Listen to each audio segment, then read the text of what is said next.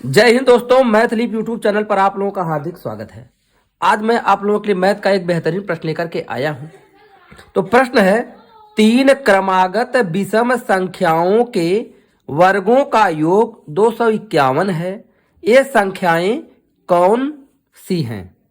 यहाँ देखिए, आपके सामने देखिए चार विकल्प दिए हुए हैं।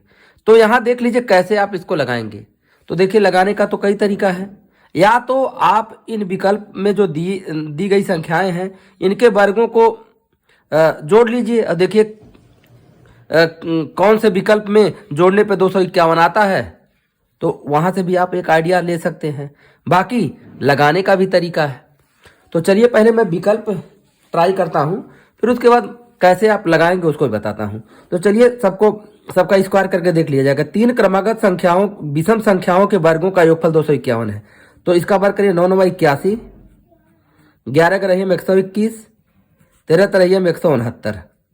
अब यहाँ देखिए 251 आना चाहिए। तो देखिए 9 1 10, 10 1 11। देखिए 9 1 10 1 11 के 1 हो जाएगा। और 6 2 8, 8 8 16, 16 अब एक हासिल 17 के 7। और फिर देखिए 1 1 2 और 2 1 3, 371 आ गया। यहाँ देखिए 7 7 49 हो जाएगा। 9 9 81, 11 का रहिए 121। इसको जोड़िए 1 1 2 और 9 2 11 के 1 और 8 2 10, 4 14, 1 15 के 5 हासिल 1 1 1 2 251। यहाँ देखिए आगे इसको भी चार ट्राई करिए। अब देखिए 251 मिल गया। तो विकल्प हमारा तो यही सही हो जाता है। इसको भी मैं ट्राई करके आपको दिखा दे रहा हूँ। 5 5 25, 7 7 49, 9 9 81। जोड़िए 9 1 10, 5 15 के 5, 8 4 12 और 13 14, 1 15, 155 हो गया है। 3 तरीक का 9, 5 5 25 और 9 9 81। तो 5 1 6, 9 6 15 के 5, 8 2 10, 1 11। ठीक है। तो या तो इस ढंग से आप हल करेंगे तो आप आंसर तक पहुंच जाएंगे, और या लगा करके भी निकाल सकते हैं। तो आज मैं आपको बताऊंगा कैसे आप इसको लगाएंगे। पहले तो आपको बताना चाहता हूं, तीन क्रमागत विषम संख्याओं को आप मानेंगे कैसे। तो आप यहां देखिए मानेंगे कि माना तीन क्रमागत विषम संख्याएं। अब देखिए, मानने से पहले मैं आपको वह कॉन्सेप्ट दिलाना चाहता हूं कि जिससे आपको पता चले कि क्रमागत संख्याएं क्या होती हैं। अब यहां देखिए विषम संख्याओं की बात होती है कि 9 के बाद विषम संख्या क्या होगी? 11 होगा। 11 के बाद विषम संख्या 13 होगा, यही ना। तो आप देखिए 9 में कितना जोड़ा गया है कि 11 हो गया, 9 2 11। और 11 में कितना जोड़ा गया है? 2 2 जोड़ा गया है तो 13 आ गया है। वही चीज यहां देखिए 7 2 9, 9 2 11। तो आप देख रहे हैं कि जो विषम संख्या है, जो क्रमागत विषम संख्या है, उनमें प्लस 2 अगर जोड़ दिया जाए तो आगे की क्रमागत विषम संख्याएं मिलनी शुरू हो जाती हैं। तो अब यहां से आप मान लेंगे, माना तीन क्रमागत विषम संख्याएं x और x प्लस 2 और x प्लस 3, x प्लस 4, क्योंकि 2 2 आपको जोड़ना है। यहां देख रहे हैं ना, 2 2 का अंतर होता है। तो अगर विषम संख्या एक x मानते हैं तो उसके अगली विषम संख्या हमारी क्या हो जाएगी? x प्लस 2 हो जाएगी।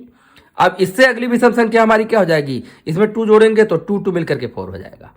अब इतना मानने के बाद अब प्रतिबंध स्थापित कीजिए। प्रतिबंध क्या करा? तीन क्रमागत विषम संख्याओं के वर्गों का योगफल 251 है। तो इनका वर्ग करिए, जोड़िए x का वर्ग हो जाएगा। इनका वर्ग करिए, x प्लस 2 का वर्ग हो जाएगा। इसका वर्ग करिए तो x प्लस 4 का वर्ग हो जाएगा। अब बराबर हो जाएगा हमारा 251 की। अब इसी को हल करेंगे तो हम x का मान निकालेंगे, वही x का मान इसमें रख करके हम तीन क्रमागत विषम संख्याओं को प्राप्त कर लेंगे। तो यहां देख लीजिए x स्क्वायर और प्लस यहां देखिए x प्लस 2 का होल स्क्वायर है। अब आपको एक फार्मूला मैं बताना चाहता हूं कि यहां देखिए फार्मूला लगेगा a प्लस बी का होल स्क्वायर। यहां मैं लिख दे रहा हूं, a प्लस बी का होल स्क्वायर का सूत्र होता है a square plus b square plus 2ab। अब देखिए, अर्थात पहले पद का स्क्वायर धन दूसरे पद का स्क्वायर धन 2 गुणे पहला पद गुणे दूसरा पद। तो वही काम करेंगे यहाँ देखिए a प्लस बी का whole square, a square plus b square plus 2ab। या इस तरह समझिए कि पहले पद का स्क्वायर x का स्क्वायर, दूसरे पद का स्क्वायर 2 का स्क्वायर, 2 दूना 4 हो जाएगा। और फिर 2ab, 2 गुणे पहला पद गुणे दूसरा पद, तो 2 गुणे x गुणे 2, 2 दूना 4x हो जाएगा। वही काम यहां होगा, पहले पद का स्क्वायर x स्क्वायर, दूसरे पद का स्क्वायर, 4 का स्क्वायर 4 चौक के 16, और 2 गुणे पहला पद गुणे दूसरा पद, 2 ये भी क्या है, 2 गुणे पहला पद गुणे दूसरा पद, तो 2x गुणे 4, तो क्या हो जाएगा, 2 चौक के 8x हो जाएगा, बराबर हमारा हो गया 251। ठीक है, अब आप जोड़ लीजिए, एक्स स्क्वायर मिलकर के हो जाएगा 2, एक्स स्क्वायर 3x स्क्वायर, ध्यान दीजिएगा ये 3x स्क्वायर हो गया, और 4x और 8x, 8 4 12x हो गया। और यहां देखिए 16 और 4, 16 4 कितना हो जाएगा, 16 4 20 हो जाएगा। अब ये 251 को बाएं पक्ष में लाइए, ऋण 251 हो जाएगा, और दाहिने पक्ष में कुछ नहीं बचेगा, हो जाएगा 0। अब आप क्या करिए, यहां देखिए 3x स्क्वायर और धन 12x, और 251 में से 20 घटा दीजिए तो कितना हो जाएगा, 231 हो जाएगा, बराबर हो गया हमारा 0। अब हमको क्या करना होगा, अब देखिए